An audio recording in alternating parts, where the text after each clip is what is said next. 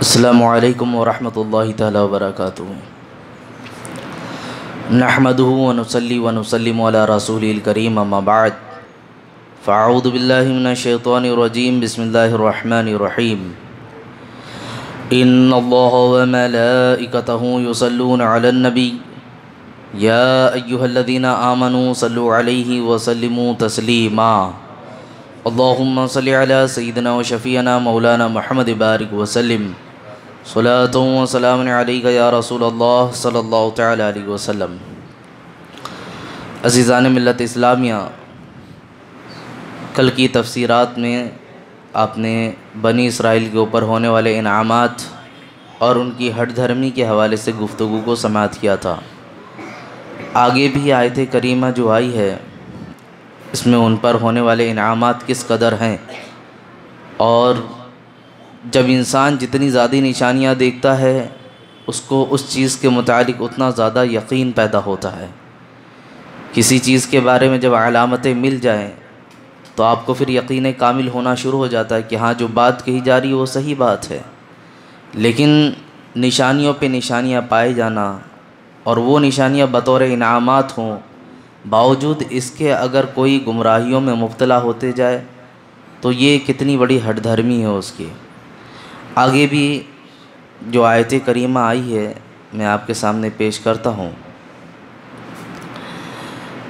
کہ سورہ بقرہ کے حوالے سے جو فرمایا گیا کہ سورہ بقرہ میں جو لفظ بقرہ آیا ہے، اس آیت کریمہ اس سورہ کی وجہ تسمیہ میں نے شروعاتی تفسیر میں پیش کی تھی کہ بقرہ کا معنی ہوتا ہے گائے۔ قرآن مقدس میں جو سورتوں کا نام رکھا گیا کسی نہ کسی مناسبت سے رکھا گیا۔ سورہ بقرہ میں بقرہ کا مطلب گائے ہوتا ہے۔ بقرہ عید جو ہم کہتے ہیں اس میں بکرے کو ذبح نہیں کرنا ہوتا صرف، اصل میں بقرہ معنی ہوتا ہے گائے، ٹھیک ہے۔ ہاں اردو کے اعتبار سے بقرعید ہم جو کہتے ہیں وہ سمجھ میں آ جاتی ہے بات۔ عربی کے اعتبار سے البقرۃ معنی ہوتا ہے گائے۔ دوسری چیز کہ سورہ بقرہ میں آپ لفظ بقرہ سے دیکھیں یہاں گائے مراد ہے۔ سورہ نمل میں اس کا معنی چیٹی ہے تو اس میں چیٹی کا تذکرہ ہے۔ سورہ آل عمران میں حضرت عمران علیہ السلام کے بارے میں ہے۔ اسی طرح جن جن صورتوں کا نام رکھا گیا ان میں کوئی نہ کوئی مناسبت ہے۔ سورہ یوسف، سورہ کہف، سورہ مریم، تو یہاں سورہ بقرہ میں جو لفظ بقرہ آیا اس میں بھی مناسبت یہی تھی کہ سورہ بقرہ تو سب سے بڑی سورت ہے، قرآن کی سب سے بڑی سورت ہے، اور اس میں ایسا نہیں کہ صرف گائے کے حوالے سے ہی تذکرہ چلا ہے، بلکہ ایک واقعہ ہے اس کی مناسبت سے یہ نام رکھا گیا، ورنہ بہت سارے احکامات ہیں اس میں۔ اب واقعہ کیا تھا قرآن کی پہلے تلاوت میں کرتا ہوں، پھر اس کا پس منظر بھی آپ کے سامنے پیش کرتا ہوں۔ آیت نمبر 67 سے 70 تک اس کے حوالے سے گفتگو ہے۔ وَإِذْ قَالَ مُوسَىٰ لِقَوْمِهِ إِنَّ اللَّهَ يَأْمُرُكُمْ أَن تَذْبَحُوا بَقَرَةً قَالُوا أَتَتَّخِذُنَا هُزُوًا قَالَ أَعُوذُ بِاللَّهِ أَنْ أَكُونَ مِنَ الْجَاهِلِينَ۔ یہ آیت نمبر 67 ہوئی کہ جب ان کی قوم نے موسیٰ سے کہا، موسیٰ علیہ السلام نے اپنی قوم سے کہا کہ بے شک اللہ رب العزت تم کو حکم دیتا ہے کہ تم گائے کو ذبح کرو۔ قَالُوا أَتَتَّخِذُنَا هُزُوًا، تو ان سب نے کہا کیا آپ ہم سے مذاق کرتے ہیں؟ اللہ کے نبی ہیں، وہ حکم دے رہے ہیں اور اللہ کا نام لے کر حکم دے رہے ہیں، تو یہ کیا کہتے ہیں کہ آپ ہم سے مذاق کرتے ہیں؟ تب حضرت موسیٰ علیہ السلام نے کیا کہا؟ قال اعوذ باللہ ان اکون من الجاہلین، میں اللہ کی پناہ چاہتا ہوں کہ میں ان جاہلوں میں سے ہو جاؤں، میں اللہ کی پناہ چاہتا ہوں۔ قالوا ادع لنا ربک یبین لنا ما ہی قال انہ یقول ان بقرۃ لا فارض ولا بکر عوان بین ذلک فافعلوا ما تؤمرون۔ پھر انہوں نے کہا ٹھیک ہے بات ایسی ہے تو ہمیں یہ بھی بتا دے کہ مطلب گائے کے بارے میں تھوڑا تفصیلات دے دیں، گائے کے حوالے سے تھوڑا ڈیٹیل چاہتے ہیں ہم۔ تو جب اتنی بات آئی تو حضرت موسیٰ علیہ السلام نے کہا کہ تم کو حکم یہ ہے کہ ایسی گائے لاؤ، نہ بہت زیادہ بوڑھی ہونا چاہیے نہ بہت زیادہ جوان ہونا چاہیے، نہ بہت زیادہ بچی ہو نہ بہت زیادہ بوڑھی ہونا چاہیے، درمیانی عمر کی ہونا چاہیے، اور کہا یہی تمہارے لیے حکم ہے، جو اس کے درمیان کا معاملہ ہوگا اس پہ عمل کر لو، تمہارے معاملات حل ہو جائیں گے۔ قالوا ادع لنا ربک یبین لنا ما لونها، پھر کہتے ہیں اپنے رب سے ذرا پوچھو نا کہ ہم تھوڑا ابھی بھی شک میں ہیں، اس کے کلر کے بارے میں ذرا بتا دے، اس کا رنگ کیسا ہونا چاہیے۔ تب جب رنگ کے بارے میں پوچھا گیا، قال انه یقول انا بقرۃ صفراء، اللہ کی بارگاہ سے حکم، اچھا کلر کے بارے میں بات کرتے ہو؟ صفرا کہتے ہیں پیلا کلر، ایک گاڑھا پیلا کلر جو ہوتا ہے اس کو صفرا کہتے ہیں۔ کہا پیلے کلر کی گائے لاؤ، آج تک آپ نے بھی نہیں دیکھی ہوگی، ہم نے بھی نہیں دیکھی یہ پیلا کلر۔ جب انہوں نے سوال کیا تو قید بڑھ گئی۔ اس کے بعد کہتے ہیں فاقع لونها تسر الناظرین، اللہ نے کہا پیلا کلر سے ویسے ہی نہیں ہونا چاہیے، وہ پیلا کلر ایسا کہ انسان کی آنکھیں چوندھی آ جائیں، ایسا رنگ ہونا چاہیے جو کبھی دیکھی نہ ہو۔ فاقع ناظرین کی جو آنکھیں توجہ ہو جانا چاہیے، جاذب نظر ہونا چاہیے، کھنچ جائے، جس جگہ سے وہ گزرے انسان متوجہ، جو کہ تو الگ ہی چیز ہے کچھ، ایسی گائے ڈھونڈ کر کے لاؤ۔ پھر کہتے ہیں قالوا ادع لنا ربک یبین لنا ما ہی، کہتے ہیں اور تشبیہ چاہیے، اور مجھے ہم لوگوں کو تفصیل چاہیے۔ ان البقرہ تشابہ علینا، کیونکہ ابھی بھی ہم شک و شبہ میں اس چیز کو لے کر۔ وَإِنَّا إِنْ شَاء اللَّهُ لَمُهْتَدُونَ، کہا اگر یہ سارے معاملات ہو جائیں گے، اللہ چاہے گا تو یقیناً ہمیں راہ مل جائے گی۔ اتنی بات ہونے کے بعد قال انه يقول انا بقرۃ لا ذلول تثير الارض ولا تسقي الحرث مسلمۃ لا شیاۃ فیها، حضرت موسیٰ علیہ السلام نے کہا کہ اللہ رب العزت نے کہا ہے کہ گائے ایسی ہو نہ اسے زمین جوتنے کے لیے کام میں لایا جائے، نہ ہی پانی نکالنے کے لیے۔ گائے ایسی ہے، عام طور پر گائے بیل جو رہتی ہے، گائے سے تو دودھ کا استعمال ہوتا ہے، بیلوں کو کیا کرتے ہیں ہم کھیت جوتنے کے لیے لے کے جاتے ہیں۔ اب وہ دورہ نہیں، کہیں کہیں ہوگا، بہت کم ہے، نہ وہ ٹریکٹر وغیرہ کے معاملات شروع ہیں تو لوگ اس سے کھیتوں کی جوتائی کرتے ہیں، تو کہہ رہے وہ سب کام کے لیے بھی استعمال نہ کیا گئی ہو۔ مسلمۃ اللہ شیعۃ فیہا، کہتے ہیں کہ بالکل بے عیب ہو، کسی طرح کا اس گائے میں عیب ہی نہیں ہونا چاہیے۔ قالوا الآن جئت بالحق، جب یہ سب سن لیا سب کچھ، کہتے اب آپ بالکل صحیح بات لائے ہیں، اب ہم ڈھونڈنے کے لیے نکل جائیں گے۔ اتنا سب کچھ پوچھ کر فذبحوها وما كادوا يفعلون، تو ہم اسے ذبح کریں گے اور جو معاملات ہے دیکھا جائے گا اس کے آگے۔ اس کا پس منظر ایسا ہے کہ بنی اسرائیل میں ایک شخص تھا، اس نے اپنے کزن، اپنے چچا زاد بھائی کو ہی قتل کیا، اور قتل کرنے کے بعد اس نے صبح اٹھ کر اپنے دروازے پہ ڈال بھی دیا، اس کو قتل کرنے کے بعد دروازے پہ اس کو ڈال دیا، اور صبح اٹھ کے بعد یہی سب سے پہلے آیا اور واویلا مچانا شروع کر دیا۔ سب سے پہلے واویلا مچانا شروع کر دیا، ہائے میرے بھائی کو کس نے مارا، ہائے میرے بھائی کو کس نے مارا۔ سب جمع بھی ہو گئے، کہا چلو موسیٰ علیہ السلام سے پوچھتے ہیں کہ کس نے مارا ہے جا کر۔ کہا ہے موسیٰ رب تعالیٰ سے پتہ کریں اس کو کس نے مارا ہے، آپ ذرا پتہ کر کے بتائیں۔ یہاں پر جو بات آتی ہے وہ یہ کہ بہت سارے معاملات ایسے ہوتے ہیں جو ہمارے ساتھ میں رہنے والے ہوتے ہیں لیکن وہ آستین کے سانپ بنے ہوئے ہوتے ہیں۔ اس لیے ایک شعر بہت اچھا لگتا ہے ہمیں، زمانے طالب علمی سے میں نے ایک ہی بار پڑھا اور ذہن میں نقش ہے کہ کھلے دشمن تو سینے پہ وار کرتے ہیں۔ کھلے دشمن، جو کھلا ہوا دشمن ہمیں پتہ یہ میرا دشمن، یہ میرا دشمن، یہ میرا دشمن، کہتے کھلا دشمن جو ہوتا ہے وہ سینے پہ وار کرتے ہیں۔ کھلے دشمن تو سینے پہ وار کرتے ہیں، کھنجر پیٹھ پہ لگائے کوئی اپنا ہی رہا ہوگا۔ تو جو اکثر پیٹھ کے پیچھے سے وار ہوتا ہے ہمارا لگتا ہے یہ ہمارے سپورٹ میں ہے، یہ ہمارے لیے کھڑا ہے، لیکن وہ آستین کے سانپ ہوتے ہیں۔ محتاط رہا کریں، زمانہ بڑا خراب ہے ان سب معاملات کو لے کر۔ خیر، تو یہ چچا زاد جو بھائی تھا اس کے حالات ایسے ہی تھے، اس کے واویلا مچایا، ساری چیزیں تھیں۔ حضرت موسیٰ علیہ السلام کے پاس آئے۔ اب حضرت موسیٰ علیہ السلام آئے اور کہا کہ رب کی بارگاہ سے یہ حکم ہوا ہے کہ تمہیں ایک گائے ذبح کرنی ہے۔ مردے کے بارے میں پوچھنا ہے، گائے کا ذبح کرنے کا تعلق کیا ہے؟ کہا اللہ کا حکم یہی ہے۔ تو انہوں نے کہا کہ آپ مجھ سے مذاق کر رہے ہیں، آپ ہم سے ہنسی مذاق، وہ ٹھٹا مارنے لگے کہ کیا بات کرتے ہیں آپ، گائے کو ذبح کرنا اور پھر مردہ بولے گا۔ اس کو دیکھ کر حضرت موسیٰ علیہ السلام کہتے ہیں کہ اعوذ باللہ ان اکون من الجاہلین، میں اللہ کی پناہ مانگتا ہوں کہ ان جاہلوں میں سے ہو جاؤں۔ یہاں پر شریعت ایک نقطہ نظر یہ بھی پیش کرتی ہے کہ ہر بات پہ مذاق نہیں بنانا چاہیے، ہر بات پہ مذاق نہیں بنانا چاہیے۔ بالخصوص دور حاضر کے نوجوانوں کو کہنا چاہوں گا کہ آپ کے ہنسی مذاق اس حد درجہ کو پہنچے ہوتے ہیں کہ شرعی مسائل کو لے کر بھی بات کی جا رہی ہو تو لوگ انسان اپنی شہوات، اپنی نفسیات اور اپنی طبیعت کو دیکھ کر اس میں ہی مزہ ڈالنے لگتے ہیں۔ اور چار لوگوں کے بیچ میں ایک شخص ایسا ہوتا ہے جس کو یہ خواہش ہوتی ہے کہ بات کیسی بھی ہو میری بات پہ تو ہنسنا چاہیے، بات کیسی بھی ہو، میری بات ایسی ہو کہ لوگوں کو ہنسی آنی چاہیے. تو انسان اگر سیریس ٹاپک لے کر بھی بات کر رہا ہو، کسی کو کوئی چیز سمجھا بھی رہا ہو، باتیں کر رہا ہو، تو انسان کی حالت ایسی ہے کہ اس پر توجہ نہیں دیتا. اب میں جو بولوں گا اس پہ ہنسی آنا چاہیے.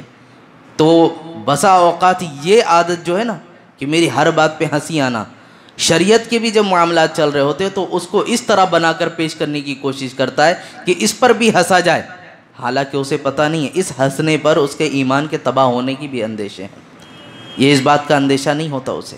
تو بہرکیف ہر چیز کو لے کر ہنسی مذاق نہیں کرنا چاہیے. خیر حضرت موسیٰ علیہ السلام نے جب یہ بات کہی، کہا اچھا ٹھیک ہے آپ بات کرتے ہیں. ہم گائے کے بارے میں تھوڑا شک و شبہات میں نے آیت جو تلاوت کی، انہوں نے پوچھا کہ گائے کیسی ہونا چاہیے، تو اللہ کی بارگاہ سے حکم ہے نہ بوڑھی ہو نہ جوان ہو، نہ بچی ہونا چاہیے بہت، نہ بہت زیادہ بوڑھی ہونا چاہیے، درمیانی حال میں ہونا چاہیے. اس کے بعد قرآن کی جو آیت ہے آپ دیکھیں، اللہ رب العزت نے حکم کیا دیا تھا. یہ سب کرنے کے بعد حکم یہ ہو گیا فَافْعَلُوا مَا تُؤْمَرُونَ.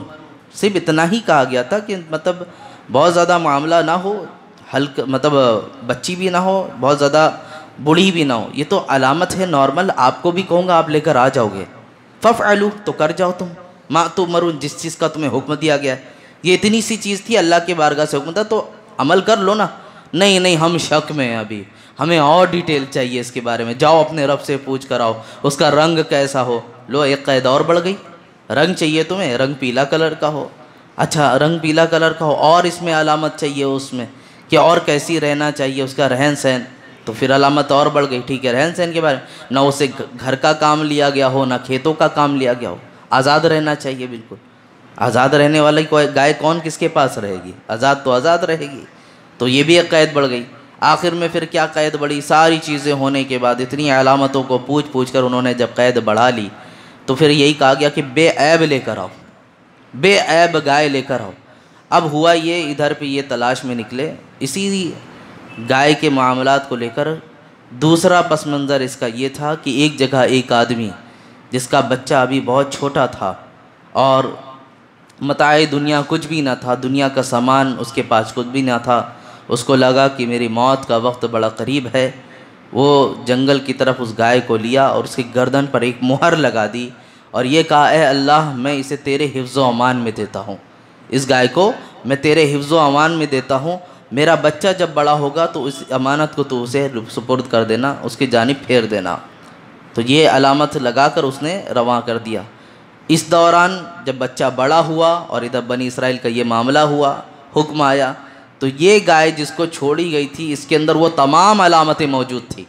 نہ اسے گھر میں پالا گیا تھا، نہ رکھا گیا تھا، نہ بہت چھوٹی تھی، نہ بوڑھی تھی، اس سے کوئی کام بھی نہیں لیا گیا تھا، بے عیب بھی تھی. اور سب سے کمال کی بات، جو رنگ کا تقاضا کیا گیا تو وہ صرف اس کے اندر موجود تھا، وہ رنگ اس کے اندر موجود تھا. جب بچہ جوان ہوا تو ماں نے کہا بیٹا جاؤ تمہارے ابا نے جوانی میں جب ایک گائے تھی اس کا بچڑا تھا، اس کو چھوڑ دیا تھا اللہ کی راہ میں حفظ و امان میں، اور یہ دعا کی تھی کہ میرا بیٹا آئے گا وہ صدا لگائے گا تو تمہیں واپس کی جائے. اللہ کا نام لے کر جاؤ جنگل کی طرف آواز لگاؤ، وہ گائے تمہیں مل جائے گی.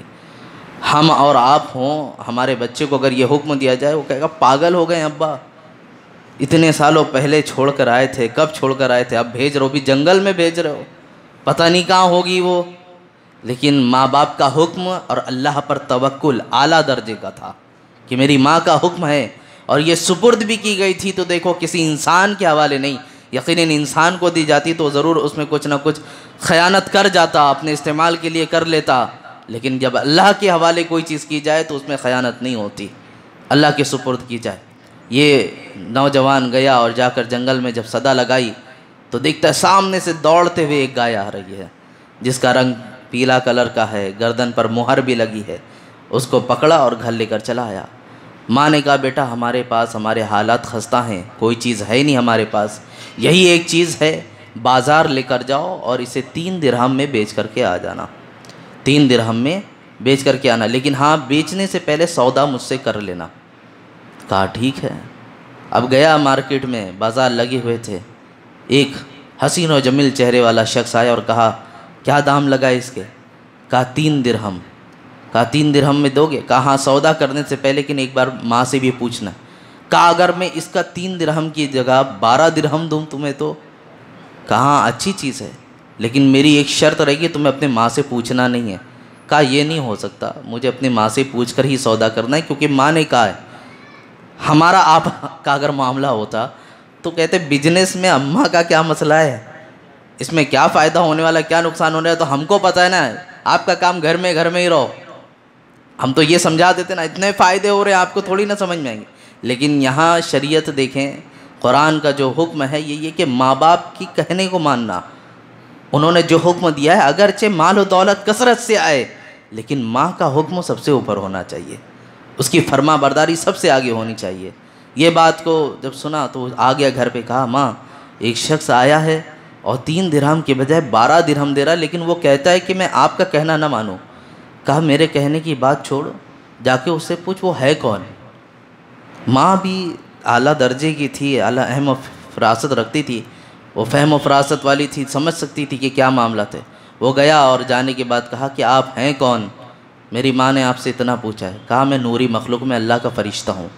کہا کس کام سے آئے ہیں، اس کی بھی تفصیل دیتے ہیں۔ کہا جو گائے تمہارے پاس ہے، اس گائے کی قیمت 3 درہم 12 درہم نہیں ہے، بلکہ اس کی بہت زیادہ قیمت ہے، اور اس کی وجہ یہ ہے کہ تمہارے والدین نیک اور صالح ہیں، اس لیے اللہ تمہارے رزق میں فراوانی دے رہا ہے۔ بعض مفسرین نے فرمایا ہے اس چیز کو لے کے کہ والدین نیک ہو تو بچوں کی بھی رزق میں برکتیں آتی ہیں۔ یہ بات یاد رکھیں، والدین کا بھی اثر پڑتا ہے، تو والدین کو بھی چاہیے کہاں سے کما رہا ہے، کہاں سے کھلا رہا ہے، کس طرح روزی روزگار کے ذریعے رکھتا ہے، اس کو ان پر توجہ رکھنی چاہیے۔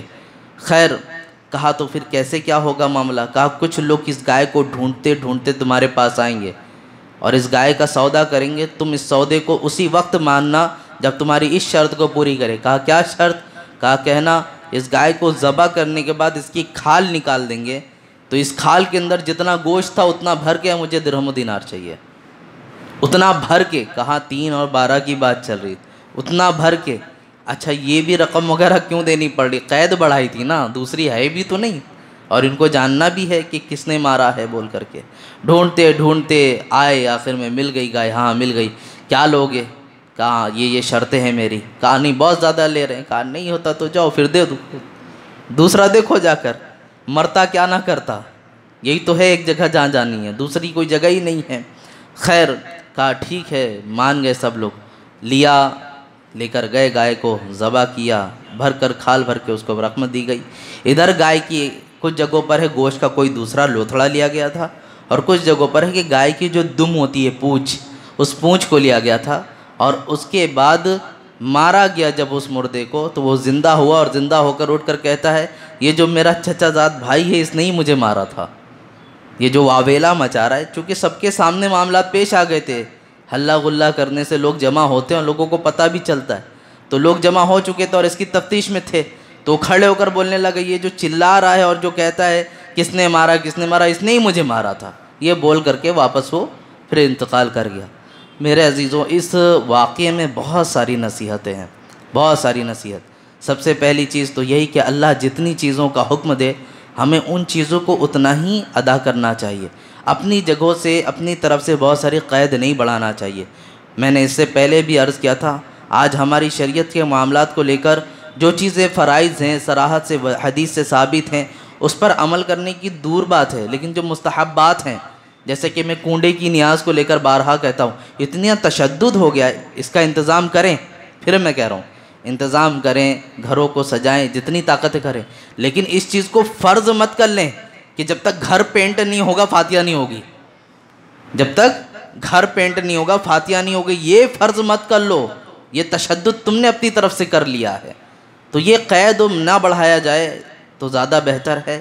اللہ کی جانب سے جتنی چیزوں کو ضروری رکھے ہوئے ان کو ضروری کرو، خود سے اپنے اوپر ضروری مت کرتے جاؤ، زبردستی اپنے اوپر چیزوں کو لازم کرتے ہوئے مت چلے جاؤ۔ دوسری چیز، حضرت موسیٰ علیہ السلام نے جب جاہلوں کی یہ بات سنی تو کس کی پناہ مانگی؟ اللہ کی پناہ مانگی۔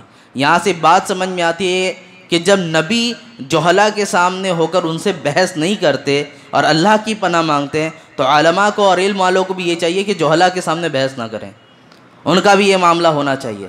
بلکہ قرآن میں فرمایا وَإِذَا خَاطَبُ الْجَاهِلُونَ قَالُوا سَلَامًا، جب جاہل تم سے مخاطب ہوں اور بحث کرنے لگے کہو السلام علیکم، یہ کہہ کر چلے جاؤ آگے، ان سے بحث کرتے مت بڑھو، کیونکہ جاہل اپنی جہالت پہ بات کرے گا تو وہ جاہلوں کی طرح دلیل دے گا، آپ پڑھے لکھوں کی طرح دلیل دیں گے، وہ آپ کی دلیل کو جہالت سے رد کرے گا، تو وہی ہوگا پتھر پہ سر پٹکنے کے مانند معاملہ ہوگا آپ کا، کیونکہ جس میں کوئی اثر پڑنے والا نہیں ہے۔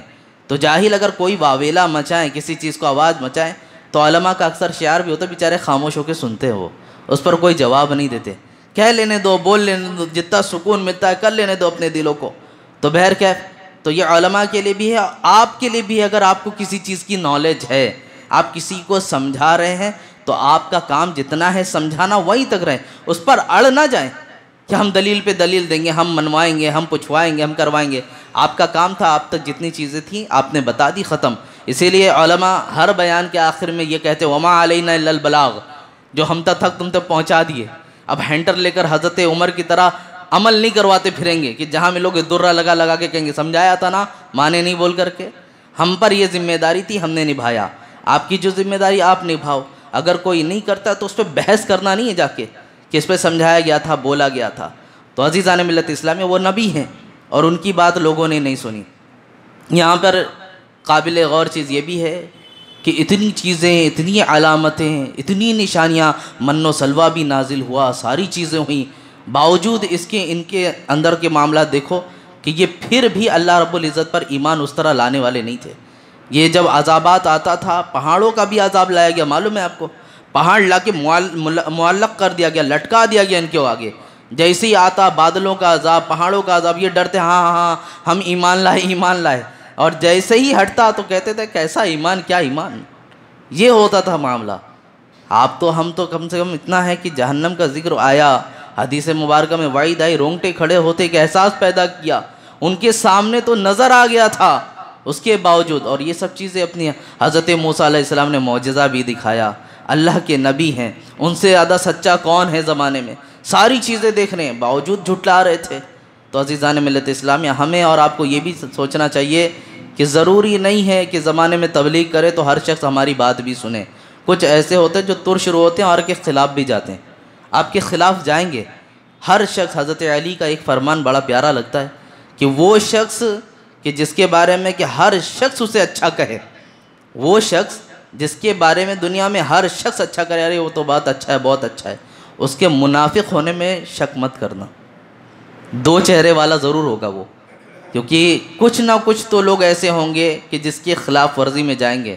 آج بھی زمانے میں علماء کی تعریف کرنے والے بہت سارے جیسے لوگ ہوتے ہیں، تو کچھ ایک طبقہ نکل جاتا ہے ان کی خلاف ورزی والے میں بھی، وہ لوگوں کو بٹھا کر جمگٹھے جما کر ان کی غیبت کرنا، ان کے بارے میں برا بولنا، جو الفاظ آتے ہیں بولنا شروع کر جاتے ہیں۔ تو بات یہ عرض کرنا ہے میاں، ہم تو یہی جانتے ہیں ان کے سچے ہونے کی، نماز پڑھ رہا تھا بیٹا وہ، ان کے سچے ہونے کی یہی علامت ہے کہ اگر کوئی منافق ہوتا تو ظاہر سی بات ہے دوست تو تعریف کرتے ہی، جو دشمن ہے وہ بھی تعریف میں آ جاتے، ان کو پتہ ہی نہیں ہوتا ہمارا دوست ہے دشمن ہے۔ تو بہر کہ اب عرض یہ کرنا ہے کہ دیکھیں ہر زمانے میں مخالفت کرنے والے تھے، تو اللہ کے نبی تھے تو ان کی مخالفت کرنے والے نکلے، ان کی خلاف ورزی کرتے تھے۔ اور بھی یہاں چیزیں ہیں جو بالخصوص والدین کی فرما برداری، اس حکایت میں جو سب سے بڑی چیز ہمیں نظر آتی ہے وہ کیا؟ والدین کی فرما برداری، ماں باپ کا کہنا مانو۔ کسی بھی معاملات کو کرنے ہو، آپ بچپن میں ایک کپڑا بھی خریدنا ہوتا ہے، آپ کا معاملہ کیسا ہے؟ بچپن میں چھوٹے سے ہیں آپ، ایک کپڑا بھی خریدنا ہوتا ہے، جب تک ماں باپ سے نہیں پوچھتے امی اچھا لگ رہا ہے کہ نہیں، ابا اچھا نہیں لگ رہا ہے، اب عید کا کپڑا یا دوسری چیز کا کپڑا لیتے نہیں لے رہے ہوتے ہیں۔ اور ماں باپ بھی آپ کی ہی پسند، اگرچہ آپ اجازت لیں لیکن وہاں پر ترجیح کس کو دیتے؟ بیٹا تمہیں جو پسند ہے وہ لے لو۔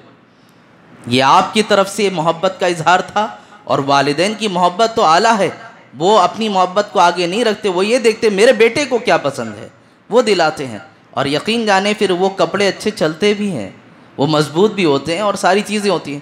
تو جو جسم کا ایک حصہ ہے جو پہننا اوڑھنا ہے، اس پہ ہم خوبصورت دکھ رہے ہیں اور کپڑا مضبوط نکل رہا ہے، لوگوں کے سامنے زینت بھی بخش رہا ہے، ساری چیزیں ہیں، تو جو سب ہمارے معاملات اگر ہم ماں باپ کے کہنے پر کریں تو وہ زندگی خوبصورت نہیں ہوگی، وہ زندگی بھی اچھی بن جائے گی میرے عزیزوں۔ تو بات یہ کرنا ہے کہ والدین کی فرما برداری بھی اس کے اندر ہے۔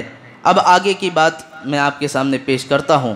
یہ ساری چیزیں ہونے کے بعد آیت نمبر آپ کو میں بتاتا ہوں کہ اللہ رب العزت ارشاد فرماتا ہے، آگے کی آیتوں میں جو انہوں نے قتل کیا تھا وہ ساری چیزیں تھے، اس کا ذکر ہے۔ وَإِذْ قَتَلْتُمْ نَفْسًا فَادَّارَأْتُمْ فِيهَا وَاللَّهُ مُخْرِجٌ مَا كُنْتُمْ تَكْتُمُونَ، اور یاد کرو جب تم نے ایک شخص کو قتل کر دیا پھر اس کا الزام کسی دوسرے پر ڈالنے لگے، حالانکہ اللہ ظاہر کرنے والا تھا اس کو جسے تم چھپا رہے تھے۔ اللہ ظاہر کرنے والا تھا، یہ تو دنیاوی معاملات تھے جسے تم چھپاتے ہو، اللہ ظاہر کر دے گا۔ محشر میں تو کچھ بھی نہیں چھپنے والا ہے نا، سب کا کیا دھرا سامنے آئے گا، سب کا جس نے جو کیا ہے وہ سب سامنے آئے گا۔ اور جو بہت سارے لوگ سوچتے ہیں نا کہ اچھا ہے سب چلتا ہے ہوتا ہے، دنیا کا اصول ہے میاں زمین میں جب ادرک بوئے ہو تو گنا نہیں نکلتا، تو یہاں اعمال کے حساب سے جو بوئے ہو وہاں کیسے اچھا ملے گا؟ یہ تو اصولی اعتبار ہے نا، زمین میں ظاہر بات ادرک بوئے ہو سوچے گنا نکلے گا، یہ تو گنا اگے گا، کہاں سے گنا اگے گا؟ آپ نے بویا ہی ادرک ہے تو کڑوی چیز ہی آئے گی نا باہر، گنا بوئے ہوتے تو میٹھی چیز نکلتی باہر۔ تو بات یہ عرض کرنا اعمال جو کیے ہیں اس کا ہی تو بدلہ دیے جانے والے، آپ کے اعمال وہاں کھولے جائیں گے، ساری چیز ظاہر ہوگی۔ تو عزیزان ملت اسلامی عرض اتنا کرنا ہے کہ ایک دن ہے کچھ لوگوں کے بارے میں یہاں ظاہر ہو جاتا ہے تو ذلیل و رسوا ہوتے ہیں، لیکن یہ ذلت و رسوائی کم ہے وہاں ذلیل و رسوا ہونے سے، وہاں کی ذلت بہت سخت ہے۔ آگے پھر اللہ ارشاد فرماتا ہے فَقُلْنَا اضْرِبُوا بِبَعْضِهَا كَذَلِكَ يُحْيِي اللَّهُ الْمَوْتَى وَيُرِيكُمْ آيَاتِهِ لَعَلَّكُمْ تَعْقِلُونَ، اور تو ہم نے فرمایا کہ اس مقتول کو اس گائے کا ایک ٹکڑا مارو، اسی طرح اللہ مردوں کو زندہ کرے گا اور وہ تمہیں اپنی نشانیاں دکھاتا تاکہ تم سمجھ جاؤ۔ شک ہے نا قیامت کے دن کیسے اٹھائے جائیں گے، شک ہے۔ یہاں پر اللہ رب العزت اپنی قدرت کا بھی اظہار فرماتا ہے کہ دیکھ لو سامنے، ایک طویل وقت گزر گیا، ہمارے یہاں تو لوگوں کے مرنے کے بعد ان کو برف میں لگا جاتا ہے، فریج میں رکھا جاتا ہے، وہاں کون سی برف اور فریج تھی؟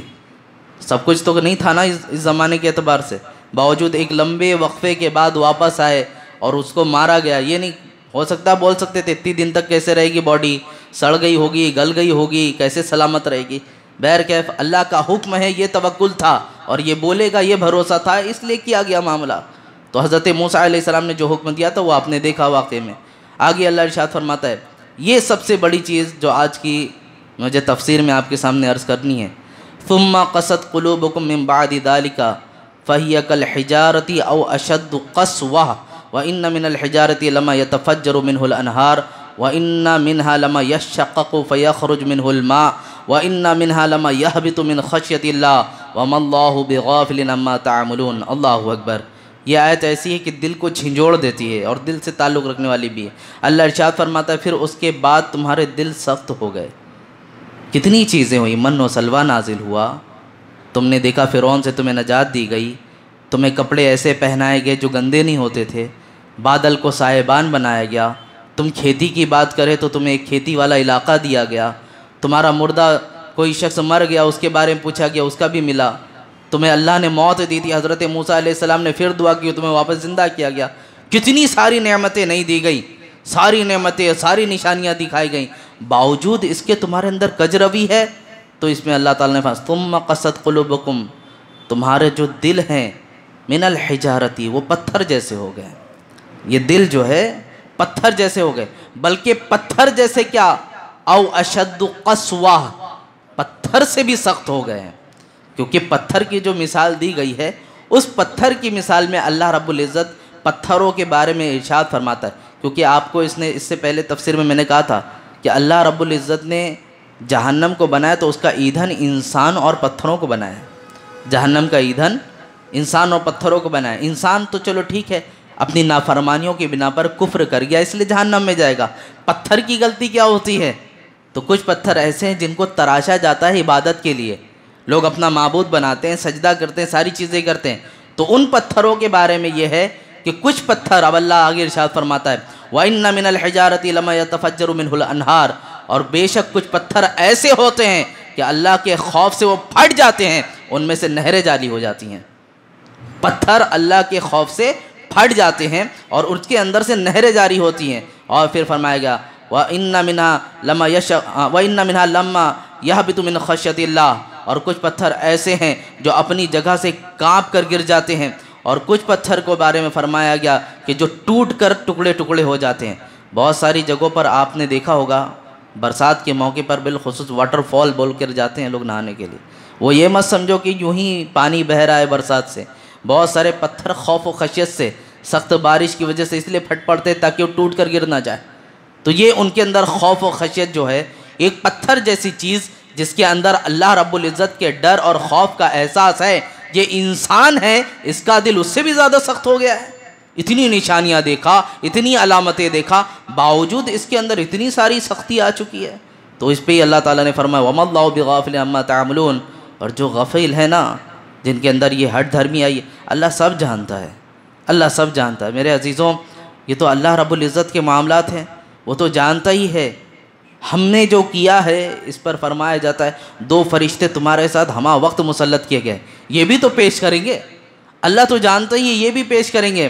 اور کل بروز محشر جب اس زمین کو پورا ملیا میٹ کر کے چٹیل میدان بنایا جائے گا اور حشر کا میدان یہی بنے گا، تو جس زمین پر گناہ کیا گیا وہ زمین بھی گواہی دے گی، وہ زمین بھی گواہی دے گی۔ پھر یہ ہاتھ، یہ پیر، یہ جسم کے اعضاء آج ہمارے اشارے پہ اٹھ رہے ہیں، ہمارے اشارے پہ چل رہے ہیں، جو دل میں آتا ہے کرتے ہیں، سارے ہمارے اشارے کے معاملات ہیں۔ اس دن ہوگا جب زبانوں پہ تالے لگائے جائیں گے اور پھر یہ تمہارے خلاف گواہی دیں گے۔ یہی انگلیاں تمہارے اشارے پہ چلتی تھی نا، یہ انگلیاں کہیں گے مولا تو نے ہاتھ دیا تھا صدقات کرنے کے لیے، تو نے ہاتھ دیا تھا عمل خیر کرنے کے لیے، اس نے برائیوں میں مجھے مبتلا رکھا۔ نگاہیں گواہی دیں گے، کان گواہی دیں گے، پیر گواہی دیں گے، جسم کے سب اعضاء تمہارے خلاف ہو جائیں گے۔ وہاں پر حیرت میں ہو گئی، یہ تو ہمارے تھے، آج ہمارے اس خلاف بغاوت کر رہے ہیں، ساری چیزیں ہوں گی۔ تو میرے عزیزو، بات یہ کرنا ہے کہ اپنے دل کو مضبوط رکھو، اپنے دل کو۔ جسم کا یہی ایک لوتھڑا ہے، یہ بگڑ گیا تو پورا جسم بگڑ جائے گا، اور یہ سدھر گیا حدیث مبارکہ میں ہے تو سب سدھر جائے گا۔ اس کے سدھرنے کی اور اس کے احساس رکھنے کی آج دل سخت ہوتے جا رہے میرے عزیز، سب سے زیادہ دل میں سختی آ رہی ہے۔ دل کی سختی کی علامت یہی ہے، قرآن پڑھا جائے تو ہمیں احساس نہیں ہوتا، اکتاہٹ محسوس ہوتی ہے۔ نماز میں آتے ہیں تو مسجد میں آنے میں جتنی دیر کرتے ہیں، جانے میں اتنی جلدی کرتے ہیں۔ عمل خیر، صدقات و خیرات کی بات آتی ہے تو جیب میں ہاتھ ڈالنے سے پہلے ہم اپنے معاملات کو سوچنا شروع کر دیتے ہیں۔ یہ ساری علامتیں کس چیز کی ہے؟